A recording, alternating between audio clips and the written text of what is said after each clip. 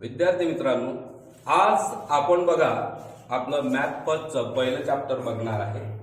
आपल्या चॅप्टरचं नाव आहे linear equation in two variables. तर चॅप्टरमध्ये सर्वात आधी मी एक आपला कन्सेप्ट क्लिअर करू इच्छितो की व्हेरिएबल्स अँड कोएफिशियंट. व्हेरिएबल्स कशाला म्हणायचं आणि कोएफिशियंट कशाला म्हणायचं. तर मी या ठिकाणी एक टर्म घेतो. टर्म आहे 5x. या ठिकाणी 5 याला आपण म्हणणार कोएफिशियंट आणि x ला म्हणणार व्हेरिएबल. मराठीमध्ये याला व्हेरिएबलला चलपद असं म्हणतात आणि या 5ला कोएफिशियंट म्हणजे सहगुणक असं म्हणतात. तर बघा या ठिकाणी लागून आलेल्या इंग्रजी अक्षराला आपण व्हेरिएबल म्हणू आणि जी संख्या आलेली असते तिला कोएफिशियंट म्हणू. तर बघा याच्या पुढे आपण बघणार की linear equation in two variables काय आहे. हे तुमच्या लक्षात तर आलं असेल की या इंग्रजी अक्षराला आपण व्हेरिएबल म्हणणार आणि अंक जो आलेला असतो त्याला आपण कोएफिशियंट असं म्हणणार. तर बघा मित्रांनो, आता पुढे linear equation in two variables. तर an equation in two variables with the degree of the variable 1 is called a linear equation in two variables. जसे की बघा आता या ठिकाणी मी म्हटलं 5x plus 3y is equal to 6. तर या ठिकाणी असलेला व्हेरिएबल आहे x आणि या ठिकाणचा आहे y.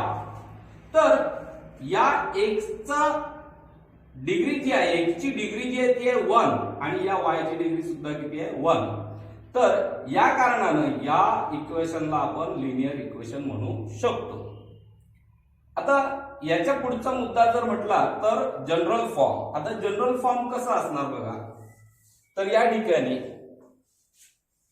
ax plus by plus c is equal to 0 या फॉर्मला आपण म्हणणार जनरल फॉर्म.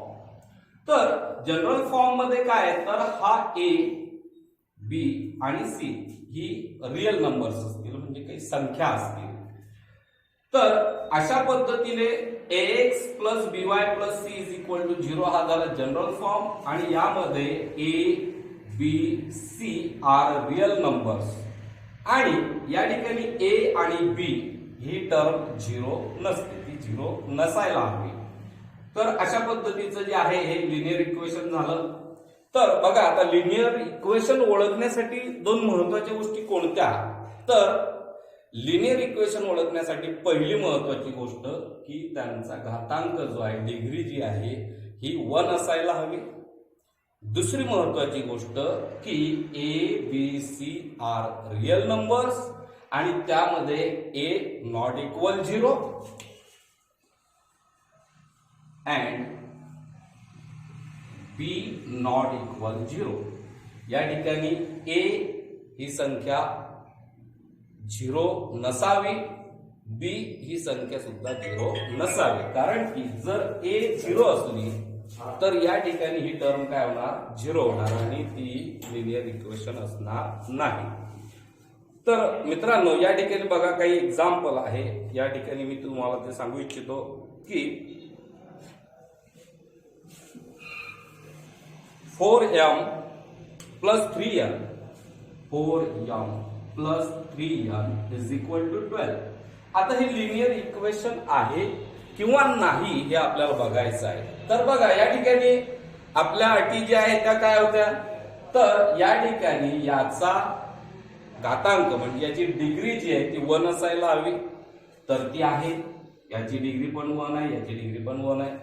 त्यानंतर दुसरी अट होती की जे व्हेरिएबल आहे त्यांचा कोएफिशियंट हा 0 नसावा. तर या ठिकाणी 4 आहे, या ठिकाणी 3 आहे. तर ही जी आहे हे इक्वेशन आपण याला लिनियर इक्वेशन असं म्हणू शकतो. दुसरा विषय दुसरं आहे की या ठिकाणी बघा सेकंड एक्झाम्पल आहे 3x square minus 7y is equal to 13. तर बघा या ठिकाणी 3x square minus 7y is equal to 13. तर बघा या ठिकाणी पहिली अट आहे आपली लिनियर इक्वेशन ओळखण्याची की त्याची डिग्री 1 आहे का. तर या ठिकाणी x ची डिग्री जी आहे ती आहे 2, 1 नाही. y ची आहे परंतु x ची नाहीये. तर या ठिकाणी याला आपण लिनियर इक्वेशन म्हणणार नाही. तर अशा पद्धतीनं आपल्याला जी काही ऍक्टिव्हिटी दिलेली आहे यामध्ये आपण एक एक एक्झाम्पल बघणार आणि त्या ठिकाणी ते लिनियर इक्वेशन आहे किंवा नाही हे ओळखायचं आहे. त्याच्यानंतर पुढचा मुद्द्याकडे मी जातो तो म्हणजे सायमल्टेनियस लिनियर इक्वेशन. तर two linear equations involving two variables taken together from a system of simultaneous linear equation. आता लिनियर इक्वेशन सोडवण्याच्या काही मेथड्स आहेत. तर त्याची पहिली मेथड जी म्हटली तर ती आपण 9वी मध्ये काही बघितलेलं आहे. 9वी मध्ये आपण इलिमिनेशन मेथड बघितली, त्यानंतर सबस्टिट्यूशन मेथड बघितली. तर या ठिकाणची पुन्हा आपल्या 10वी मध्ये पुन्हा ह्या मेथड आलेल्या आहेत. तर आपण जास्त करून जे आहे तर आपण जास्त वेळेस ही इलिमिनेशन मेथड ही वापरणार आहे. तर बघा एक एक्झाम्पल मी तुम्हाला त्या बाबतीत दोघी मेथडने सोडून दाखवतो. तर मुद्दाम मी एक सॉल्व एक्झाम्पल घेतो. त्याचं कारण असं की सॉल्व एक्झाम्पल मध्ये अशा बऱ्याचशा गोष्टी असतात की ऑलरेडी जे प्रॅक्टिस सेट मध्ये ज्या सर्वच्या सर्व उपयोगात येतील अशा सर्व सॉल्व एक्झाम्पल मध्ये घेतलेलं असते. म्हणून मी मुद्दाम एक सॉल्व एक्झाम्पल घेतो. बघा या ठिकाणी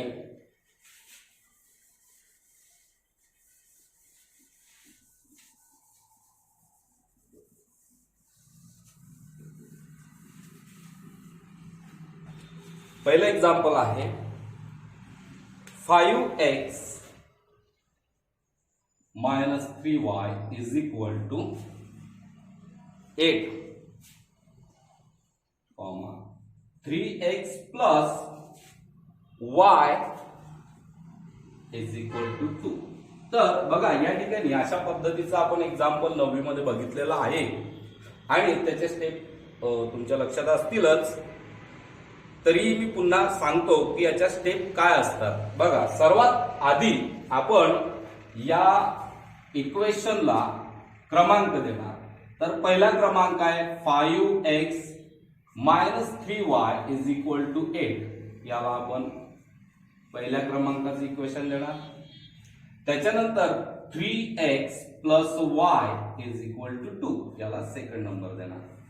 आता बघा या ठिकाणी सर्वात पहिली पायरी होती त्यांना क्रमांक द्या. पहिला क्रमांक आणि दुसरा क्रमांक, equation first and equation second. आता हे क्रमांक दिल्याच्या नंतर याच्यानंतर दुसरी स्टेप आहे आपली एक्झाम्पल मध्ये. बघा की या ठिकाणी सुद्धा एक्स व्हेरिएबल आहे, या ठिकाणी एक्स आहे, या ठिकाणी वाय आहे, या ठिकाणी वाय आहे.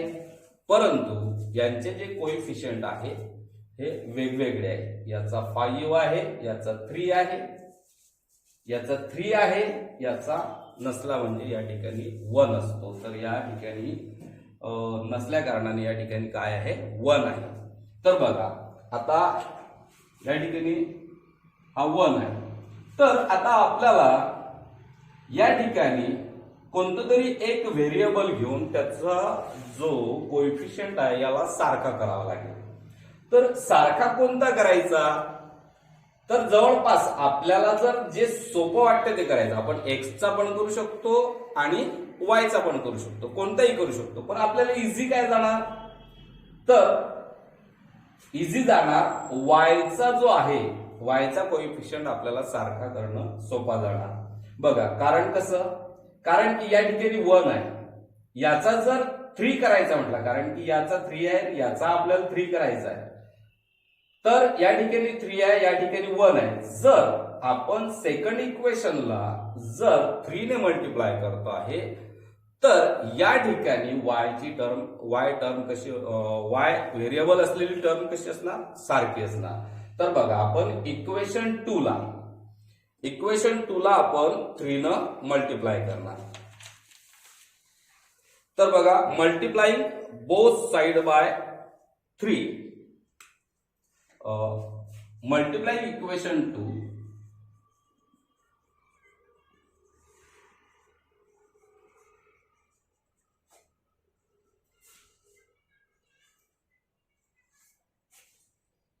बाय 3.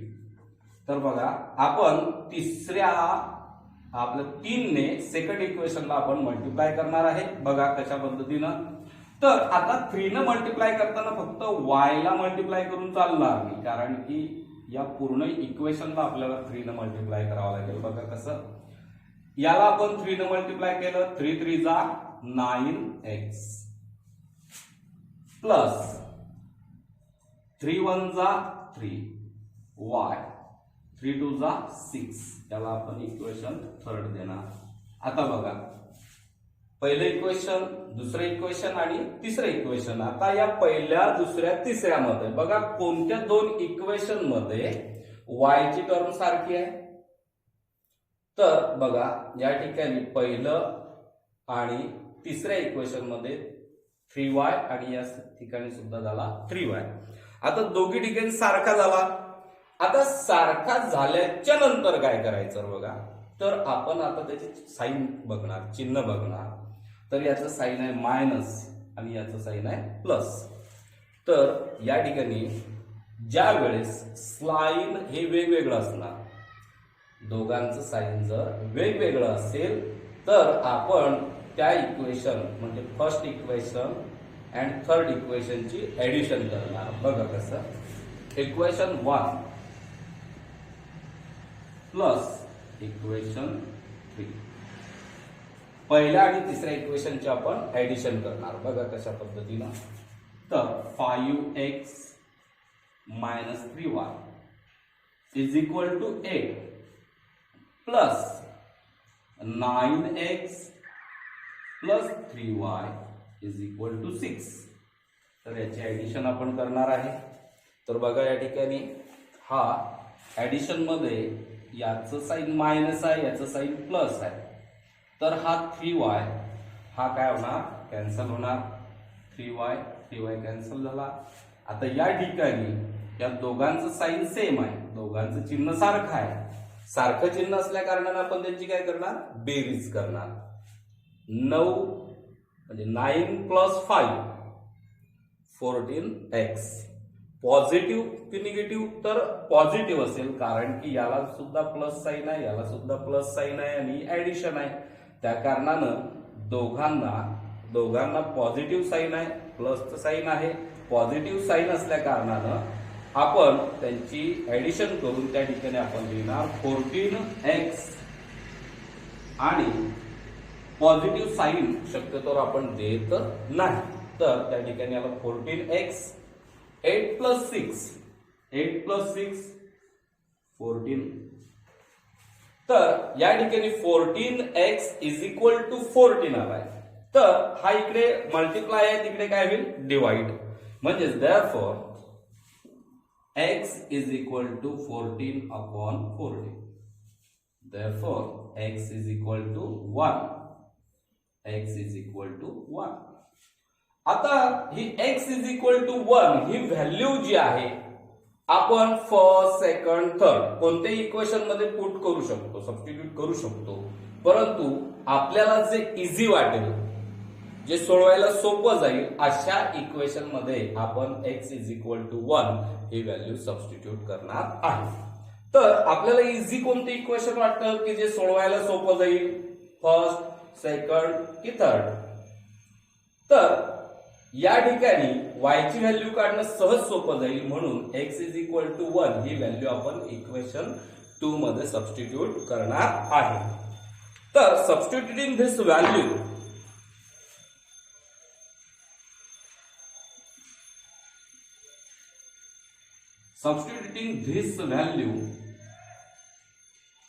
in equation 2. इक्वेशन 2 मध्ये x इज इक्वल टू 1 ही व्हॅल्यू आपण सबस्टिट्यूट करणार आहे. बघा, तर x च्या ठिकाणी आपल्याला 1 पुट करायचं आहे. तर मग x असू द्यायचं का त्या ठिकाणी, तर नाही. तर कारण की x काढून आपण त्या ठिकाणी काय पुट करणार आहे, 1 पुट करणार आहे, म्हणून x त्या ठिकाणी ठेवायचा नाही, त्या ठिकाणी 1 पुट करायचा. परंतु 1 पुट करताना असं करायचं काय, 31 तर नाही, या ठिकाणी 31 असा पुट आपण करू शकत नाही, कारण हा 3 अँड हा x यामध्ये मल्टिप्लायचं साइन असते. 3 अँड x याच्यामध्ये मल्टिप्लायचं साइन असते, म्हणून आपण 3 आणि 1 असं पुट करू शकत नाही, 31 त्याला करू शकत नाही. तर x ची व्हॅल्यू 1 पुट करताना आपल्याला 3 into 1 अशा पद्धतीने पुट करावी लागेल. बघा आता कशी, 3 into 1 plus y is equal to 2. तर आता या ठिकाणी आधी आपल्याला मल्टिप्लिकेशन करावं लागेल. 3 1 जा 3 plus y is equal to 2. 3 इकडे प्लस आहे, 3 इकडे प्लस आहे, तिकडे काय होईल मायनस. मग y is equal to 2 minus 3, तर y इज इक्वल टू -1. तर विद्यार्थी मित्रांनो, या ठिकाणी आपण x आणि y या दोघी व्हॅल्यू आता मिळवलेल्या आहेत. तर या ठिकाणी काय लिहिणार, सोल्युशन इज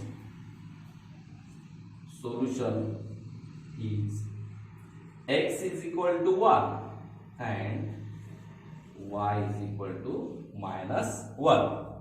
तर मित्रांनो, आता जी मेथड आपण बघितलेली आहे हिला आपण म्हणणार इलिमिनेशन मेथड. तर पुढची जी आहे, पुढची मेथड मी नेक्स्ट व्हिडिओला तुम्हाला पुन्हा सांगतो.